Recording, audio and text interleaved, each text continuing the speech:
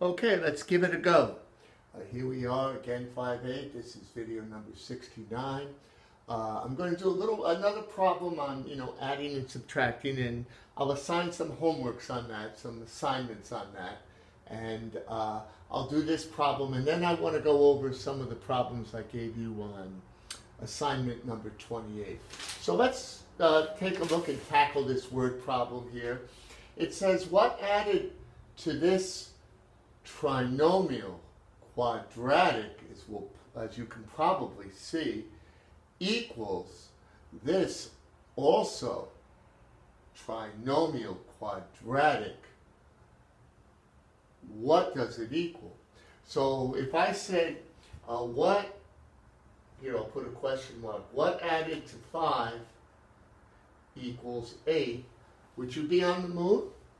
I don't think so. So they're just asking you to sort of replace in your mind these algebraic expressions, these polynomials for regular numbers. That was a 3 there. Okay. Oh, it's question mark, excuse me. It would turn out to be a 3, right? And same thing's happening here.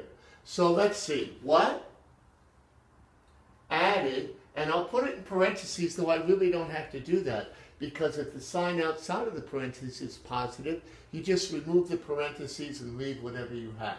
So here we go. Must be put in standard form. I'm sure anybody who's been paying attention agrees with that. Equals, and I try to get out of your way. Here's this, again, it's nice that everybody's the same tribe, so to speak, right? Quadratic trinomials. It really doesn't have to be that way. I'll give you the regions problem so you can work that way. And finally, I won't skip a step here. Well, we're regarding this as we're still working through these problems. I'll go really quick, and you can always pause, right? Remember we discussed that via email a couple times. There we go. And now I take the opposite of this expression here, because that's subtraction. And what I subtract on one side, I subtract on the other side, and that will give me that what. Put it here so you can see what's going on. Okay? And so let's go, again, back in 7th grade, the good old days, right? When everything was so easy, and what you do on one side, you do on the other. Of course, the vertical work is much easier here. You always adapt your math to whatever is easier. So what's left is the question mark, which we could call the missing algebraic expression. Choose your words, and whoops, we forgot that. Okay, and now we just add them together. There's a negative x squared. Notice I dropped the 1. There's minus 3x, and there's minus 1. And so I challenge you to plug this in here and add it to this, and of course you will get the answer there. You can do that, excuse me, almost just by looking at it. Okay, so there we go. We did that problem, and I'll give you some to do as assignments. And now I'm going to erase this. And as promised, I'll go over some of assignment number 28 this morning. And we'll be working much harder next week on this stuff.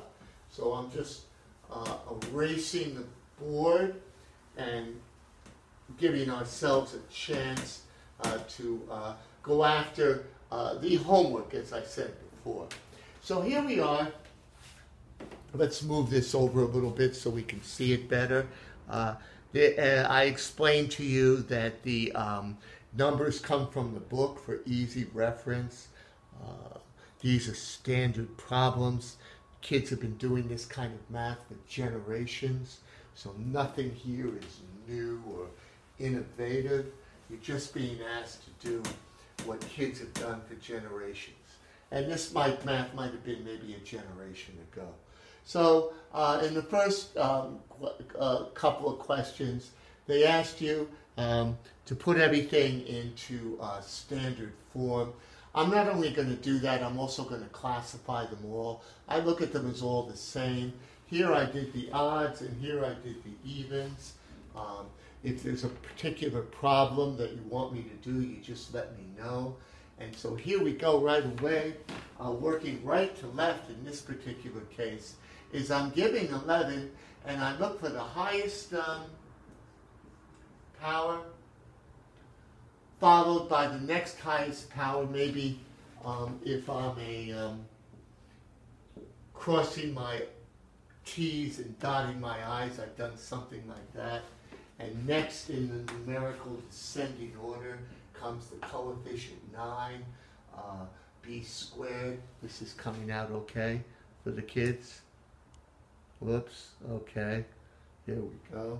And now I have plus b plus 1. So there we are. That's the correct answer. Let's label it. It's going again, as we mentioned to you, if you like that. That's the high schoolish way of looking at it. Coefficient 4, coefficient b, coefficient 1. I guess we might have put that there.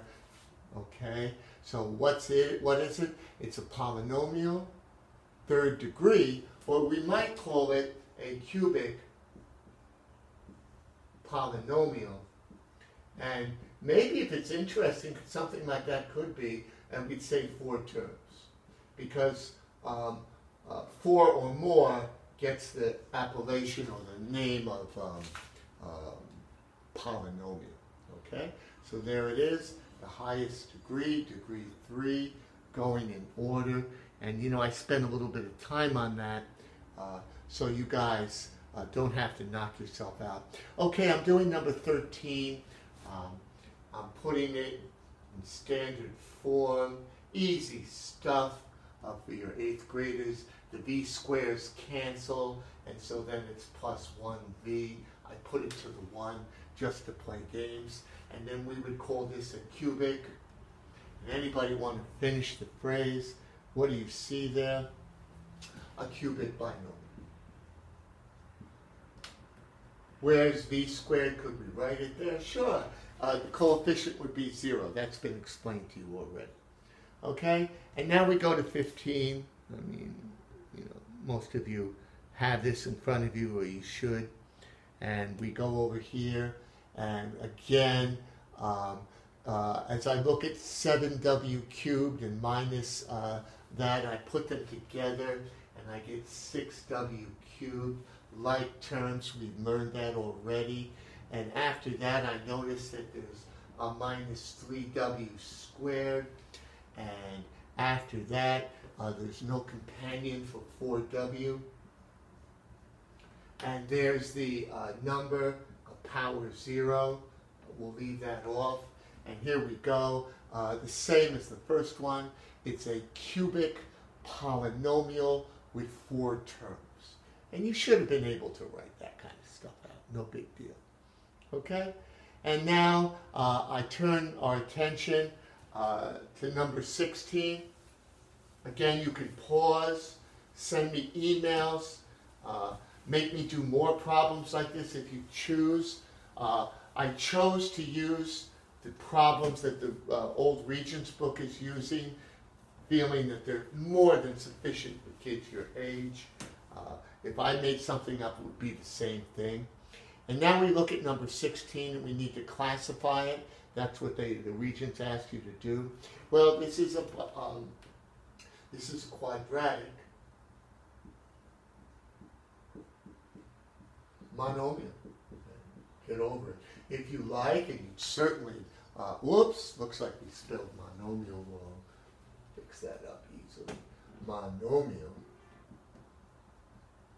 Okay, and we look at that, that's a quadratic monomial, and you'd be certainly correct if you said degree 2 instead of quadratic, but that's been discussed. Has a coefficient of 3. There's really nothing else to say.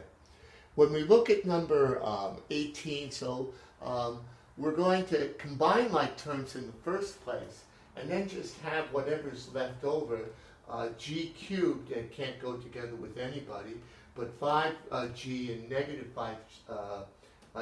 1g comes out to 4g, and so this turns out to be a cubic binomial.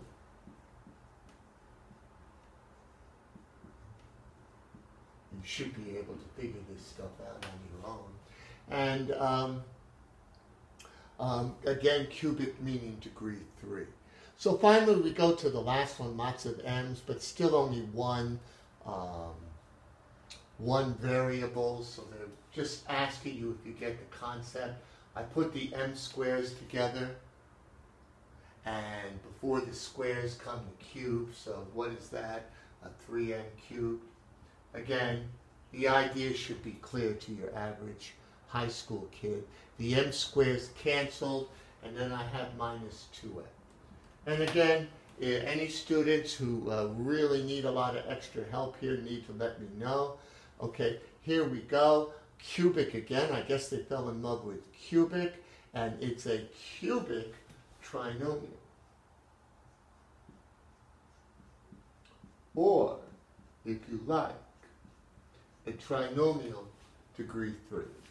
So there we did some random ones. We didn't do them all. We're already up to 12 minutes, which is basically the minutes of the video.